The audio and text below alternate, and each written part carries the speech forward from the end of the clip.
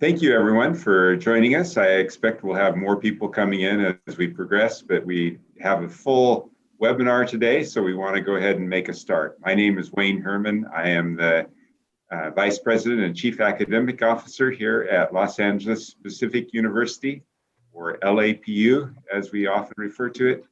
And it's my pleasure to welcome you to this particular webinar. I think that this webinar reflects a commitment that we have at LAPU to human-centered learning. And as we as a university are committed to that kind of learning, it really is reflected in the way we design learning experiences for students, the way we make those experiences available primarily or largely through a commitment to mobile learning, students being able to learn from their mobile devices. And then through webinars like this, creating psychological safety in the classroom. And so it's really, I'm very encouraged by the opportunity we have to present this. And at this point, I'm going to turn it over to Dr. George Hanshaw, who is our Director of E-Learning Operations, to introduce the rest of the team. Hey, thank you, Wayne, and welcome everybody that's here. We have a wide range of people from across the nation, and psychological safety in the classroom is the single most important factor to creating a high-performance classroom. So we're glad you're here, and we're excited to be sharing with this with you today. So let's take another minute and let's go back into the chat and kind of see where everybody's coming from. We've had Texas, Ohio. A couple of us wished we were in Hawaii. Any other locations out there or interesting thoughts before we introduce? Oh, Indiana, awesome. Right. I think we had someone from Maryland, right? In Kansas City. Oh yeah, the Patrick Mahomes fan. Right, right. There's somebody that just took the NFL by storm right there. George, just sorry to interrupt, but one thing I forgot to mention, which I think is important for everyone to know, is that we are recording this webinar, and the recording of it will be made available to participants afterwards. Yes, absolutely, and we'll be able to send you this presentation and everything else as well afterwards. So I'm Dr. George Hanshaw from LAPU, the Director of E-Learning Operations, and I'm just overwhelmingly happy to share our topic of psychological safety in the online classroom, and to do it with four of my colleagues, Shannon Hunt, Dr. Kimberly Smart, Diona Peggian, and Joshua Morgan, and they are just experts in the field. We've all done research on this and continuing to do research, so we can't wait to share everything with you and what we're doing here as well. So that's me, and I'm going to hand it off to Shannon so she can introduce herself. Good morning. Or I should say good afternoon, because I know in part of the country we are already heading into the afternoon hours. So glad you guys are here with us today. I'm Professor Shannon Hunt. I have my Master's of Arts in Counseling, and I'm lead faculty for the Applied Psychology undergraduate program here. I've been here for 8 or 9 years, and I love our university. I love our students. I also serve in various capacities in the mental health field, such as I'm on a crisis response team with the fire department, and just a number of varieties, of other ways I serve the community in mental health. But I'm going to go ahead and hand this off to Dr. Kimberly next, so you can meet her as well. Thank you, Professor Hunt. Hello, everybody. I see that we had someone from Texas, so you're down the street from me. I'm here in Houston, Texas. I'm Dr. Kimberly Smart. My doctorate is in psychology because I've always been intrigued about why people act the way they do. Why do people think the way they do?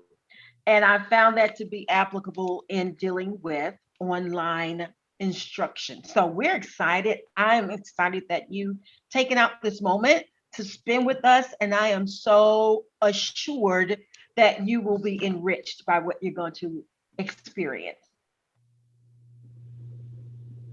And how about Diane? Everybody, I'm Diona Peggian, and got a master's in psychology. I've been teaching at Azusa Pacific. I started on ground and in person about 9 years ago, and then transitioned into teaching online. So I'm excited to be here with all of you, and I just want to welcome you all. Enjoy. Good morning Awesome. and afternoon to everybody. I also am a licensed psychologist and have been with LAPU for something like 8 or 9 years as an adjunct professor here in applied psychology, especially in the research and evaluation phase. As my day job, I am the National Director of Behavioral Health and Whole Person Care at SAS, where I help agencies with their strategy around data to advocate for more holistic, person-centered, strengths-based care. And I think that that connects right back to what we're talking about today in psychological safety, especially in the classroom. So George, you want to help us figure out what psychological safety is? Awesome. Yes. So what is psychological safety? So have you heard of Dr. Timothy Clark? He came up last year with the 4 stages of psychological safety, which is inclusion safety, learner safety, contributor safety, and challenger safety. And those 4 stages really build a framework that not only can you use in business to create a high-performing and innovative team, but you can use that in online education to create a high-performing classroom as well, where students really thrive. So I want to know in the chat, has anybody heard of the 4 stages of psychological safety or read Dr. Clark's book by chance? Has anybody already? And if not, that's fine too. Let me know if you haven't. That way we can oh, perfect. No, so good. So we're bringing some new information out. So that's awesome. So Josh, how about you help us out to begin developing a common language? Yeah, well, and I see a couple of people have heard of it. Some have read, most people haven't. So especially for those who haven't heard of this, when you hear the term psychological safety, especially in a classroom setting, what comes to mind? What does that evoke for you? Maybe what assumptions do we have about that? Empathy, attention. I love that one. Like that. Yes. Safe spaces to interact. I think that that's quite accurate. Vulnerability. That's something Right. definitely we're going to be talking about today. Thoughts, questions, being allowed to make mistakes. Yes. Yeah. So Especially important. many of us, as you heard, kind of have that clinical side of us, and we want to be able to, from a therapy side, be able to have a place to learn, grow, etc. Well, that applies to a classroom as well. Fundamentally, education should be about learning and growing.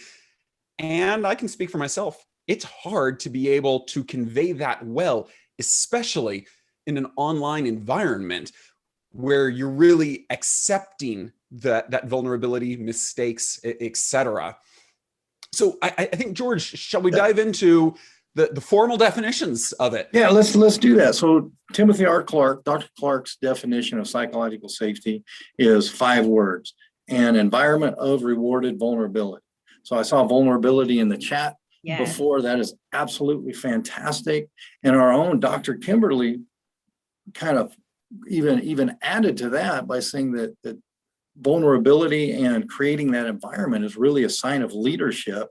And in our case, leadership within that classroom. So the professor is the leader. And at LAPU, we created the what we call the next gen mobile learning experience for our students. And that was actually the entire process was a process of vulnerability, because e-learning, if you think of e-learning, we're supposed to have all the answers, right? Well, we know we don't. So that's a wonderful thing. So we went to the entire larger LAPU team and we created a student experience map and worked with a larger team to come up with our next generation mobile learning experience. And what was neat about that was our vulnerability of saying, hey, we don't have the answers. What people poured into that experience was just amazing. By us modeling vulnerability, ideas and innovation just flowed. So Kim, Dr. Kimberly, you talk a lot about innovation and empowerment, student empowerment. How does that fit? Thank you so much. Already, I've heard so many key words that deal with psychological safety. We asked you the question, have you heard of it? And a lot of no's came up. But when Dr. Josh said, what does it sound like to you? You came up with it. So you are on the right track. You are listing descriptors and characteristics of what rewarded vulnerability is and psychological safety. Dr. George mentioned this about not having to have all the answers. As instructors, we've gone to school, we have accomplished our goals. We are having 4 or 5 colleges maybe to instruct, but yet there are times that we don't know everything. And it is okay. It is okay to be vulnerable before your students. Now, it doesn't mean be weak. It means being open to share and allow them to share. What I do, I've learned, Dr. George, this has really made students very comfortable in my online classroom. At least that's what they've said. And that's because at the beginning of every term or course, I send a welcome letter. And in that welcome letter, I say, I'm excited to be in this course with you, not only as your instructor, but as a fellow learner.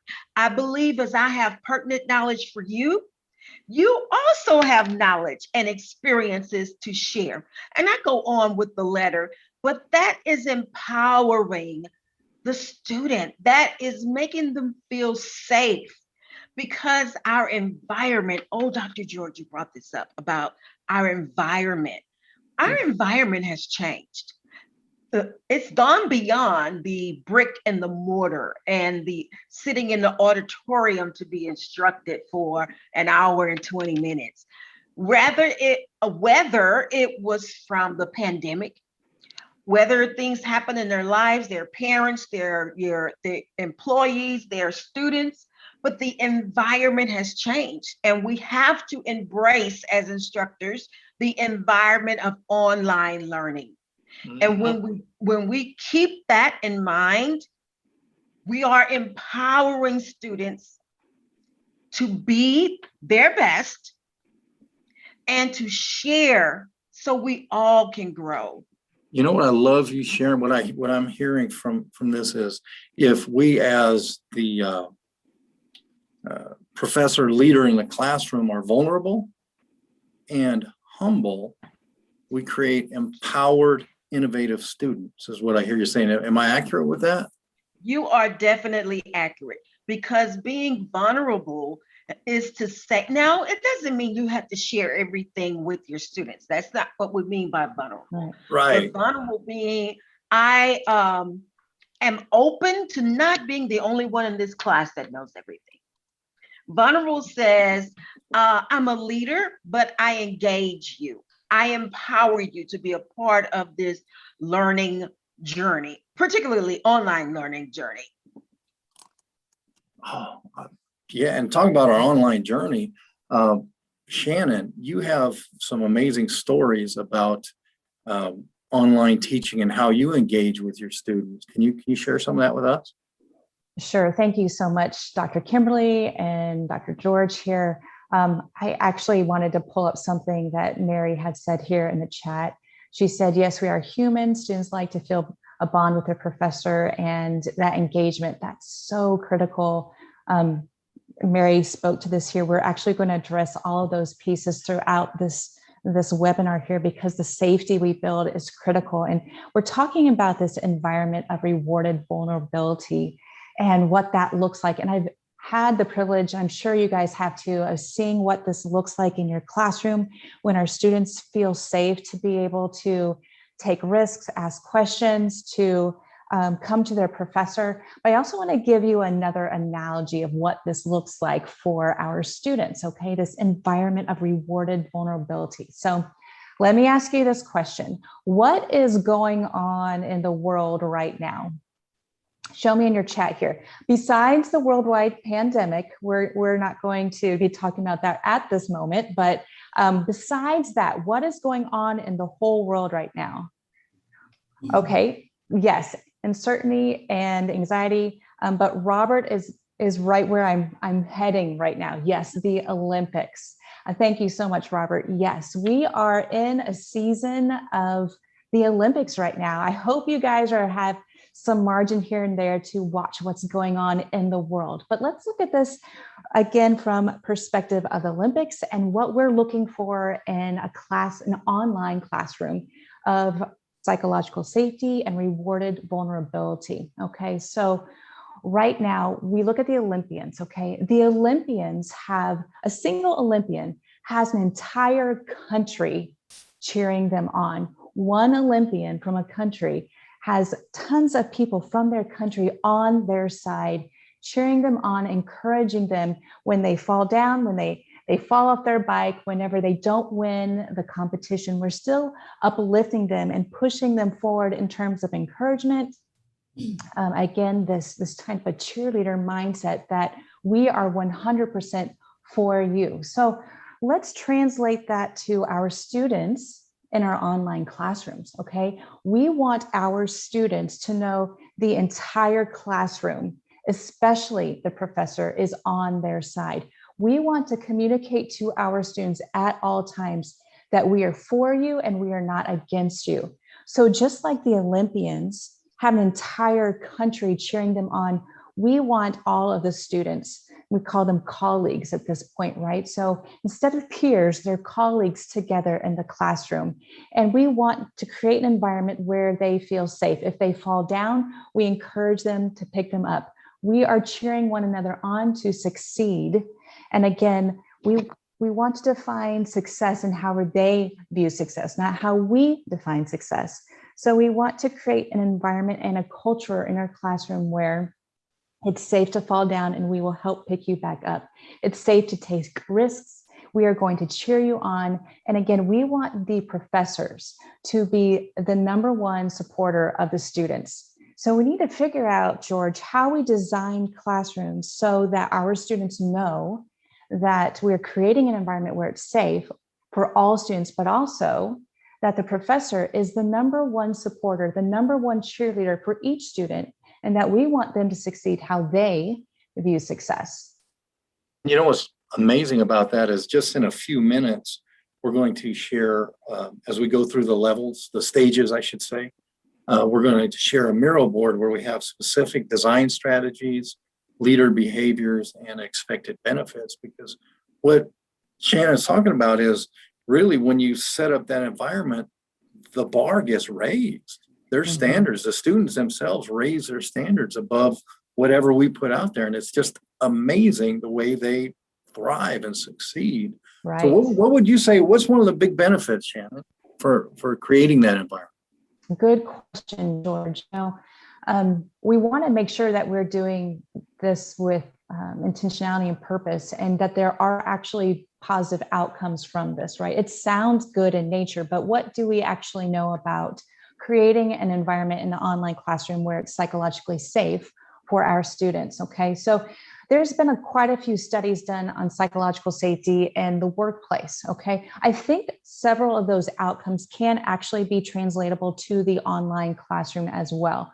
Studies show us that in a workplace, people are more confident. Okay, we're seeing more creativity. There's trust in the environment, but also that the outcomes in terms of productivity have increased as well. So again, we're seeing confidence and creativity and trust and productivity as outcomes of being in a psychologically safe environment. But I'm going to actually hand this over to Diane because she has some great ways to explore this even further in her research and her examples from her experience as well. So Diane, share with us a little bit more about your experience with this, please.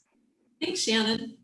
Well, I'm going to take a little different perspective here for a few minutes, and then later I'll go into more depth about contributor safety. But I wanted to just basically touch on some of the basic human needs we have. Mm-hmm. And we see these needs as well in our students online. So everyone has a basic need to connect and to relate to one another. And so the same holds true for our online classroom. It's not any different. So when we're able to hear our students, see them, even in the online setting, and for them to understand that they're they're heard, they're seen, they're understood. That's huge. And that's a huge step in getting to connect with them and having them feel that, they're being heard and that their needs are being met.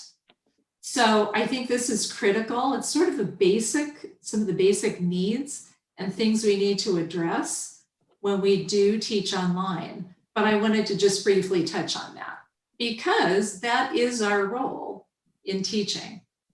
And we need to step into that and make sure our students are being heard, being seen, and being understood. And later I'll talk about ways to do that. So back to you, George.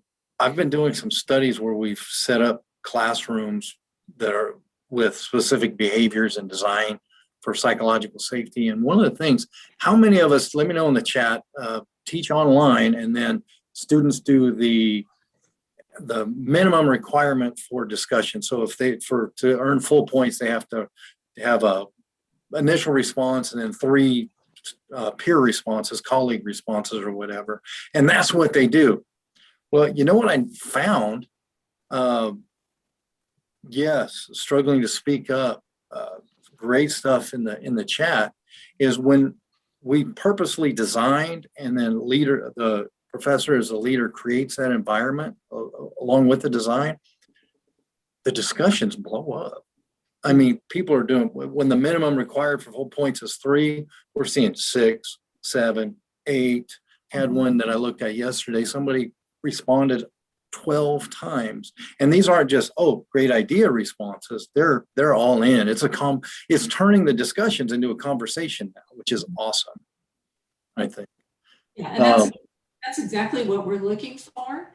And I even have some students that initially step in and do all their assignments up front, like on the first day. I'm sure we all have seen that with our students. They do, right? The initial posts and the 2 responses, and then they step out for the rest of the days.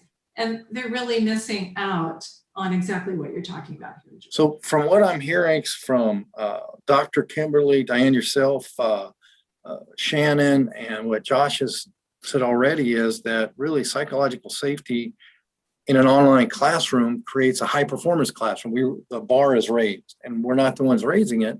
We're of course speaking into that, but the students raise the bar in themselves to see how much better they can do. So Josh, can you kind of help us with what psychological safety is not? Yeah, and I'd love additional ideas here in the chat. I think one of the pieces that we're talking about is we want empowerment. We want people to be safe, to be able to explore and learn. And it's not the same from this kind of middle point here of it's not lowering expectations at all. And I'd love folks' ideas of how we navigate kind of that tension. I'll put my clinical hat back on, almost that dialectic of we want empowerment, we want safety, and we have high expectations at the same time, and how they can actually go hand in hand ultimately there. And I think the example of discussions, kind of that minimum, is excellent for in my mind, the philosophy and spirit of education is not about grades and meeting those minimum requirements. It's about engaging and learning. Now, we all also know, especially in an online environment, there's extra hurdles, but there's also extra benefits. I have found personally in an online asynchronous discussion format, for instance, people who may not be willing to share verbally in a traditional classroom are able, and you can go down far more threads if you can trigger that. This point of being nice and as well as trust, we're saying here, psychological safety is not necessarily about being nice, and it's not about trust. How all would you help differentiate it's not nice, it is about empowerment, it is about safety? It's a great question, Josh. Yeah. I love that thought because psychological safety is built on a team level, where trust is built on an individual level.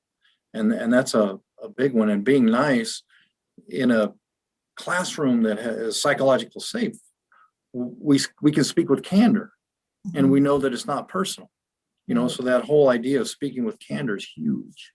I'm glad you bring up the word candor there, George, too, because I think back to even some of the realm of kind of the industrial organizational psychology and kind of the corporate world and management of, I forgot who the author was in talking about radical candor. And it's about being honest and being direct. That's how you coach people up.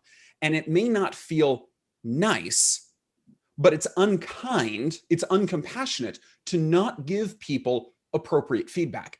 There's a very fine line in that. And again, in many cases, doing a lot of this in written form, and we all know benefits of doing video conferences, being able to have phone calls with students, some of whom take advantage of it, some of whom don't, right? But how we do that.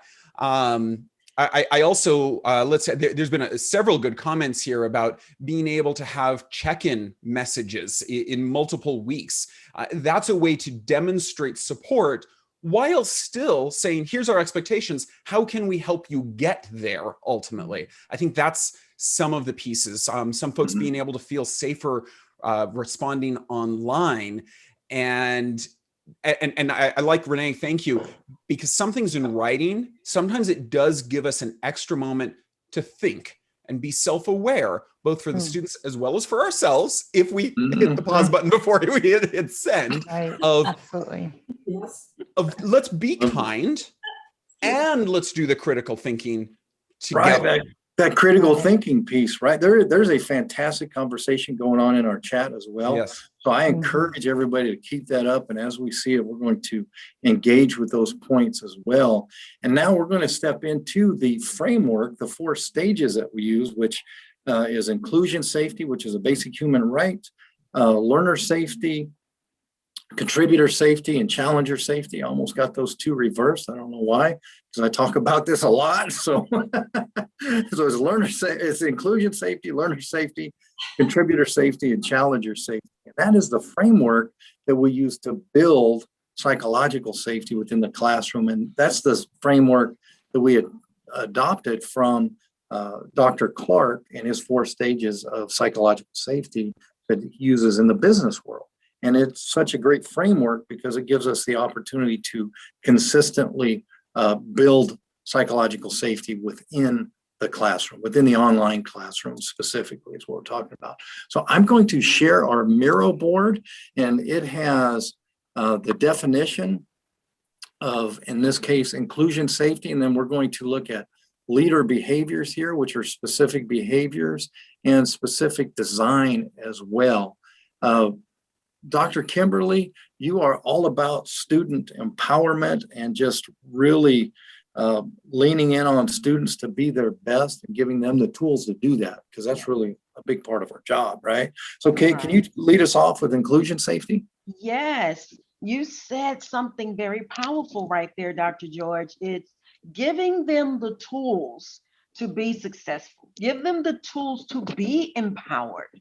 We shared that at the beginning, that we are human. I believe that was Diane who said that we are human, although we are instructors. So it's removing the mask and the barriers to feel safe to share and allow the student to feel safe to share. The student wants to know, do I matter to you? Or am I just an enrollment in this class? Are you valuing my experiences? Are you incorporating examples that relate to my life? So on the first week, when a student introduces themselves through a discussion, and they may say they're from the military, they have kids and a dog, and everyone's in college, then use that when you're feedbacking, right? Help that student to know, look, you matter. I remember what you said, and that boosts the empowerment that students have.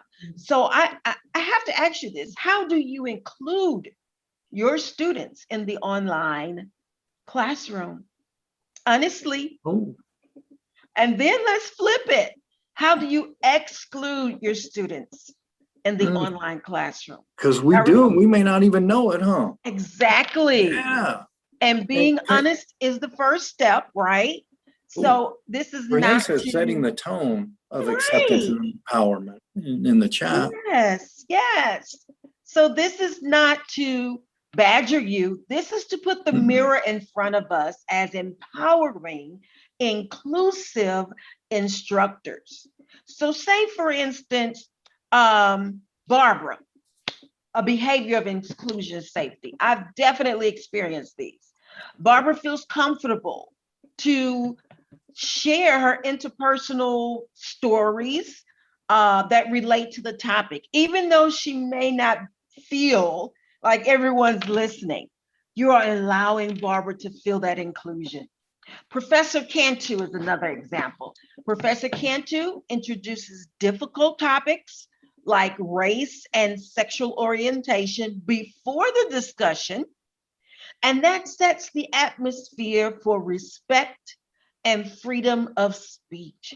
That is the whole purpose of inclusion, rewarded vulnerability, and empowerment. You are setting an atmosphere in that online classroom where students feel I can open up here. Okay. I can share my career experience to this lesson. I can relate because of what I do in my family. I can relate that to the topic. So the key is engaging. All right. When you think of inclusion, think of engaging. How do you feel when you are somewhere and people invite you into the conversation? And they may say, well, Dr. Barber, what are your words about it? So just as you feel, and we feel that inclusion safety, let's portray that also to our students. Say thank you when they reply to something in the discussion post, especially if it's delicate. I like to say thank you, Barbara, for your transparency. Thank you for sharing something so intimate that you've been through to relate to our topic. That's inclusion. Allow the student to share their values. There's something called a values affirmation, Dr. George, and it is so beneficial to the student. You give them Can a I say list. something about the values affirmation? Yes, go ahead, jump in. And I think it was our stats 280 course, but stats for some reason just hits a lot of students hard, right? Yes. It hurts. So we put in a values affirmation in week 1 connected to stats where they could share and be vulnerable. And the hope is all the literature and all the research says we're going to see better outcomes in that class. So we're looking at that right now to see if we get those outcomes. So can you expand on that values affirmation? I could talk all day, but you say it much better. So fine. You're doing fine. When you help, you're empowering. Here we are again to that word. You are empowering your students when you encourage them to dig deep and figure out what their values are. Just keywords, confident, loyal, dedicated. When they begin to uncover who they are as a student and even as a person, those values are there to remind them while they are progressing along this online educational journey. Because there are going to be times, just think about when we were in college, there are going to be times when they feel, I can't do it. Or if I ask this question online, would I look stupid? But when you're empowering them with their values, it's giving them confidence. Professor Hunt said that. You're giving them the confidence, right? And so Dr. Tim Clark goes back to saying, you reward that confidence. That's rewarded vulnerability. When you address that, we appreciate you for sharing in this discussion. We appreciate you for enlightening us. Students can ask a question that we may never have considered. So when you reward that vulnerability, that they were able to open up and share their values, share their thoughts, then you are empowering them. Isn't that just like a full circle experience, George? I love that. Absolutely. It comes right around. What I really like is what you just said incorporated everything that everybody just said, what's been going on in the chat. It incorporates humility, it incorporates vulnerability. And when we model that and reward it, students thrive, they excel. Yes, they do. Yeah, and that's amazing to me, the way you put it. And here on our mural board in design, we have values affirmation right here. We're going to share this with everybody when we're done. You'll have the link so you can see specific design things here, which we have the values affirmation, OER materials, but also all those leader behaviors that Dr. Kimberly was talking about are right over here, along with expected outcomes or benefits for the student, where I love that develops a shared identity, because we all come in from somewhere different. I don't care if we're next door neighbors, we're coming in with something different, right? Yes. But when we create that third shared identity as a team, that's when psychological safety just Yes. explodes. Dr. George, can I challenge us with two Ooh, questions? okay. Okay, so now that we've talked about inclusion, safety, and the behaviors as far as relating discussions personally to the student or saying the student's name, just so simple, not just a generic thank you for your discussion. But Barbara, thank you for sharing whatever. Okay, so now that we've given you some examples of inclusion, safety, behavior, what inclusion, safety, behavior do you presently use? Type it real quick in the chat because I have a second part to that. While What they're doing inclusion, that, safety, Kimberly, if I behavior? can add too, when you're talking about using names, Yes. oftentimes, we default to there's their standard name that's usually their formal legal name in the classroom.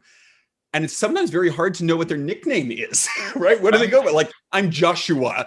Nobody calls me Joshua. I'm Josh, right? Like knowing those things, and it's hard. I mean, and in some places you can ask people for that, but sometimes I'll catch it from an email somebody sent or a direct message, and trying to remember that to include that in there, just a subtle little thing. Also, Yes. I'm glad you brought that up. That is a great inclusion, safety behavior, Josh. Right. And then asking too, whenever you have meetings with students, asking them before you try to say their name and potentially butcher their name, ask them first, can you share with me how to enunciate your name? I want to make sure I get it right. I always want to be very careful that I'm respectful, because our names are powerful to us. So Yes. that's such a valuable point. Yeah. And that models vulnerability right there. Exactly. So now that we've discussed those inclusion, safety behaviors, and we asked you what you presently use, Dr. Josh and Professor Hunt just gave us some more examples. So the last question I have for you is, what inclusion, safety behavior will you begin to use? Ooh. Put that in the chat, because you're being vulnerable in a safe place.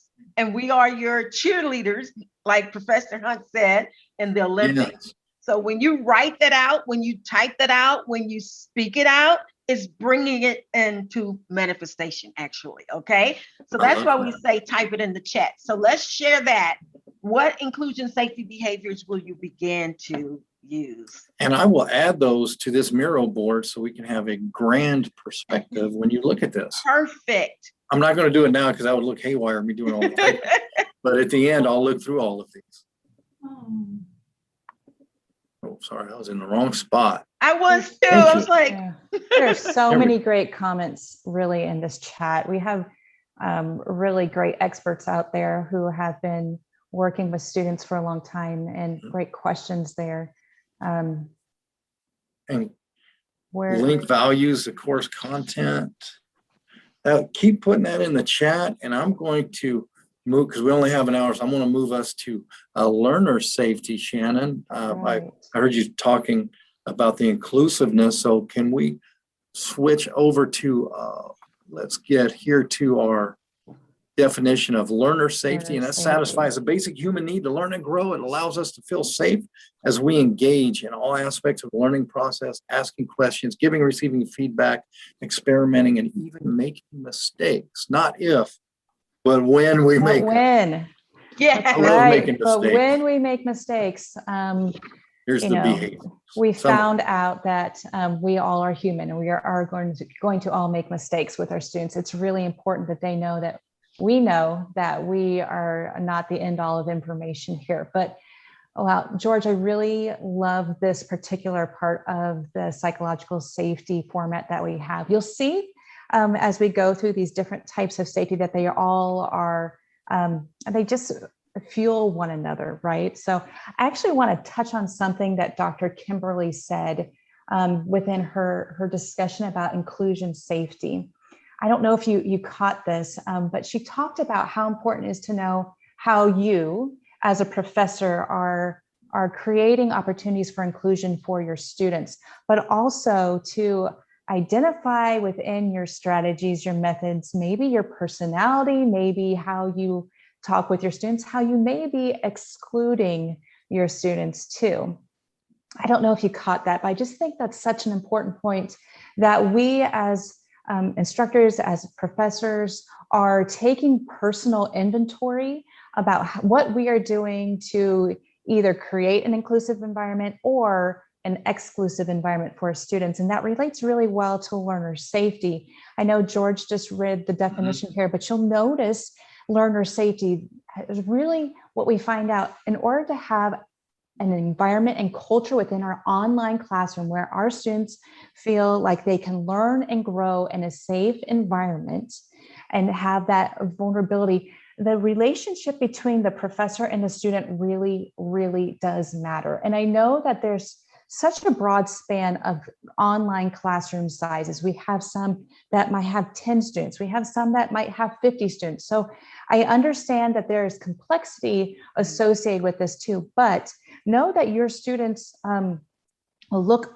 up to you in some way. We know that there is a hierarchy to an extent within classrooms because you have the professor and you have the students. It's very important to clearly communicate to students that just because we're the professor does not mean that we are any better than you in any shape, way, or form, okay? We want our students to know that we value your perspectives because we can learn from you just as much as you can learn from us. It is a symbiotic relationship where the entire classroom is learning and growing together, okay? So when we think of learner safety, we really think about, from a student's perspective, that they feel safe to ask questions. They find it safe to be themselves in the discussion forum. They can question the professor about the grade they got. They can question the professor about content in the class. Maybe they have some confusion. Maybe they disagree with some of the content. We want to create an atmosphere where students feel safe and supported, where they can ask those questions, be themselves, and even feel emotional maybe about an assignment where they failed and not get defensiveness from their instructor because they're asking questions, right? So we want to create this environment and this culture. When we think back to that analogy of the Olympics, where our students know that as instructors, we're their biggest supporters. And back to Josh's comment about candor and critical thinking, we can still have high expectations of our students and let them know that we know you can think critically. We know you can go further, and support them with that and still be honest with our criticism, but make sure that's balanced with identifying their strengths and what they're doing well. That's kind of the behavior piece, but I want to kind of touch on the design piece.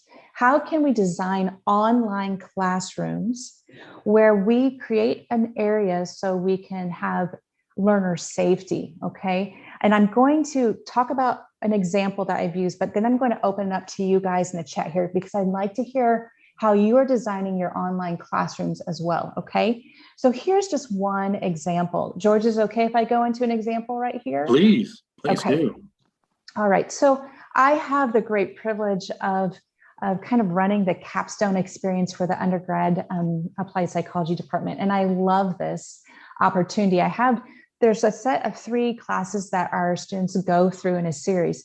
So when designing this capstone series of classes, I was very intentional about creating opportunities for the students to have face-to-face time with me, even in an online environment, and one-on-one meetings. And I found that has been amazing opportunity to get to know my students, their goals, their dreams, to create an open door for them to ask questions. And even when they fail, they know that I'm there to support them and help pick them back up.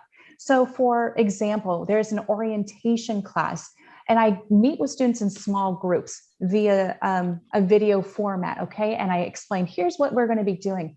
I let them know, this is a casual conversation. You can ask me any questions.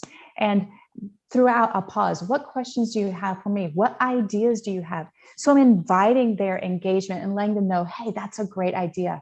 At the end, I'm asking them, okay, what are you thinking and feeling right now?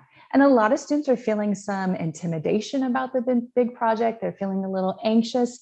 Some are excited, but I always let students know that you're not alone. That there's a lot of students who come before you who have felt that trepidation as they're going in. And I want you to know, I am going to be here to support you throughout the entirety of this project. And I will communicate that over and over again. And I provide resources. But then in the other classes, the next class, we have 8-week classes here. I have crafted within the classes that we will meet in week 4. That's midway through the class. I meet with each student individually. And you know what's so powerful about that, Shannon, is by you building that environment, there's that free dialogue that can happen. And what I heard you say was you're building in time for them to reflect and really give themselves feedback on how they can grow, which I thought was just absolutely amazing and powerful, because you're giving a student tools to be better, to grow, to thrive, to excel. That's awesome. Absolutely. And you know, what is really cool is that whenever you create this opportunity to know your students, to hear their goals, to help support them, have them ask you questions, tell them what they're doing well, and maybe challenge them to look outside the box in a different direction. So with that challenging, Diane, for contributor safety, so as we have these stages, how do you see those challenges affecting their ability to contribute? Right. So in terms of contributor safety, I'm going to hone back a little bit to our human needs again. We all have a human need to contribute in some way and to make a difference in this life. And the same pertains to the online classroom with our students. So what I have seen is when a student participates and shares, their confidence is increased, their competence is increased. I also see that it sparks creativity and certainly empowerment that Dr. Kim has been talking about too, but new thoughts and new thought processes are created. When students are vulnerable and when they're humble, it does take some humility to step out of this comfort zone to begin sharing as they contribute in the online classroom. And it really comes down to this, it's being authentic, being who they really are, and feeling safe about being themselves in the online classroom. Now, one thing I've noticed in this last year, I know we've touched on the pandemic a little bit, but this is what I want to say is I've witnessed and observed some interesting things that have been different from the previous years teaching online. With students in this last year, their feelings and their thoughts are like right here, right at the surface. You know, so they're just like waiting for an opportunity to share and to get it out. So one thing I do in the online classroom is to give them an opportunity to share in that way, is that I present one of the things that I'm sitting with, one of my own personal challenges. Again, it's nothing too personal, but you know, I'll share something to initiate this kind of openness. And as soon as I do that, then they jump right on it and they start sharing. And something I also see, which is interesting, George, is that when that starts happening and that begins happening in the online classroom, it explodes. Then the students start interacting with each other, and this is going on. It's this a thriving classroom, that high-performing classroom. Yes, it explodes, and there's this synergy between them. that they are so longing for some place to do this. So I have found that it's been very helpful for my students. And I think in the long run, you know, when they feel comfortable stepping out of their comfort zones, their confidence grows, they seem less anxious, you know, they just seem stronger in who they are, in their sense of well-being and their sense of who they are in themselves. And I think they're just waiting for that chance to do that. So I love giving them the opportunity, you know, to do that. So I'm wondering with anyone here, how do you do that in your online classroom? Have you found ways to initiate this kind of openness with your students? Hey, And- Diane, someone asked too, if you could share how you have maybe an example where you've shown some vulnerability, if it's something you wouldn't mind sharing. We had an audience member ask you to share what you do. I didn't see that. Thank you. I was talking to Sure. No, I'd be happy to. For example, through this pandemic, we have all in various ways, mild, moderate to severe, have experienced some kind of loss of some sort. And so what I did this last year is I would share some sort of loss that I experienced. So I would talk about it briefly. I would talk about my thoughts and feelings. And then I would talk about, what am I doing with this? You know, how am I handling this? What kind of help am I getting? How am I reaching out to someone else? But essentially, I get to the place where I say to them, your support network is key. You need to have strong, loving, caring, supporting people around you, surrounding you. And that could look like anything. It could be close friends, close family. It could be a mentor. It could be a counselor. It could be a therapist. It could be any one of those things.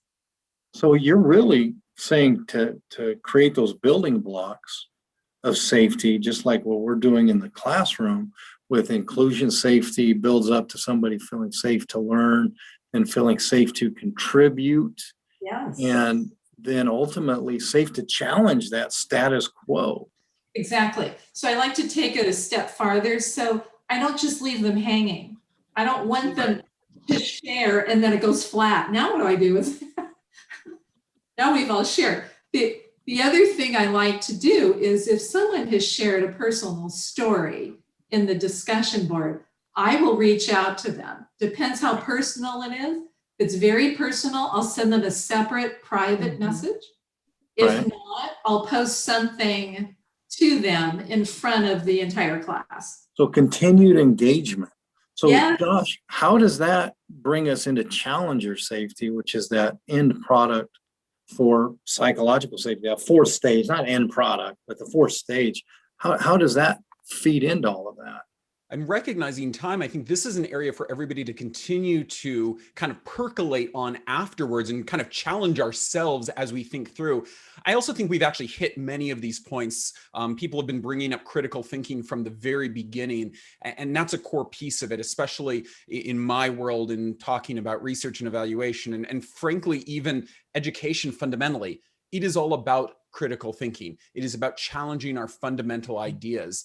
And coaching people how to challenge that, I think, is one of the ways. And I'd love in the chat too, other ways you can help encourage people. We've had a few things of even allowing students to challenge us. You know, I've made errors in grades. I'm perfect every other way, of course, as my wife and kids will attest to. But occasionally I'll grade something wrong. Absolutely, Josh. You know, a student coming back and saying, is this correct? And going, oh, you're right, I messed it up. Or somebody had an accommodation and I completely forgot and docked them a late penalty. They came back and said, did you see that? Now, to validate them too and saying, thank you for advocating for yourself too. That's part of the psychological safety. And like, please, if I mess up again, just remind me, because I can do that.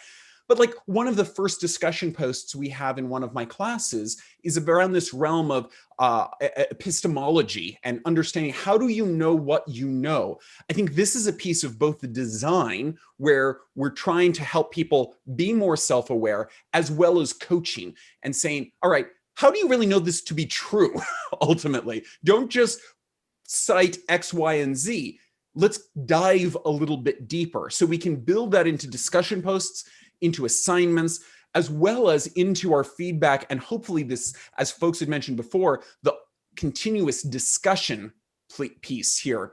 I see Renee real quick too on modeling disagreement. I think one example of that I can think of, and ethics is a great place to do that. And obviously Right. research ethics is key.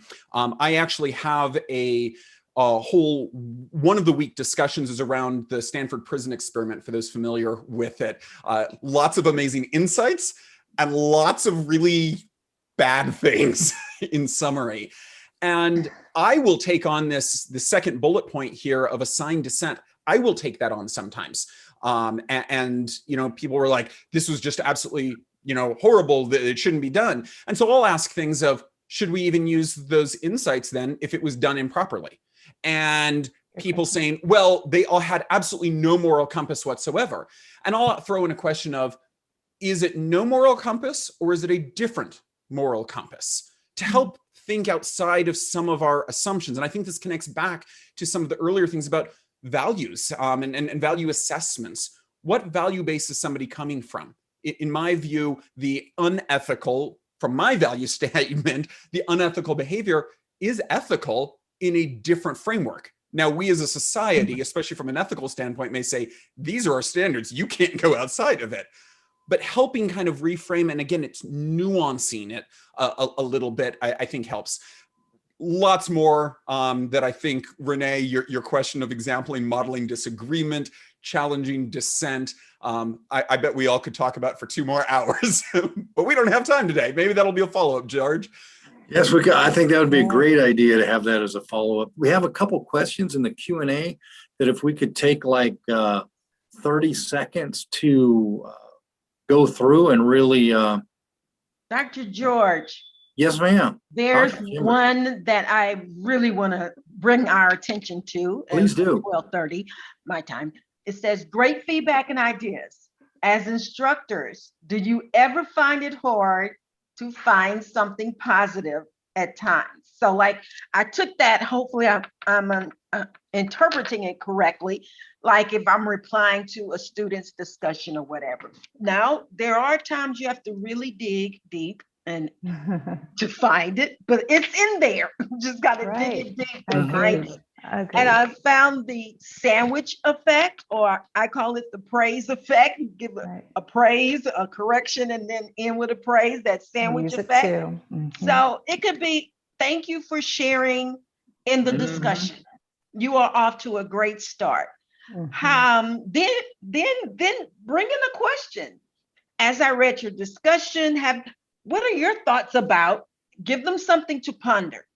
And then end with, you know what? I look forward to your feedback. So they probably said nothing that was on the topic, but I encouraged and empowered them to dig deeper again, do another discussion. That's basically what I've said. Do another discussion, and I'm going to help you know how to do it. You're on the right track, right? We let students know you're on the right track. I've even had students fail my classes, but they come back and thank me because I've supported them throughout. And I'm always telling them, even whenever they have not done well, there is something they have done well, whether it's communication with me, whether it's persevering through a challenging time in their life, whatever it looks like, there are always strengths that we can pull out every time for students. That brings us to 10:59. So let's wrap up. There's 2 questions in the Q&A that I think we will answer when we send out the email, because all this wonderful interaction with everyone and all the great ideas that came from our panelists is outstanding.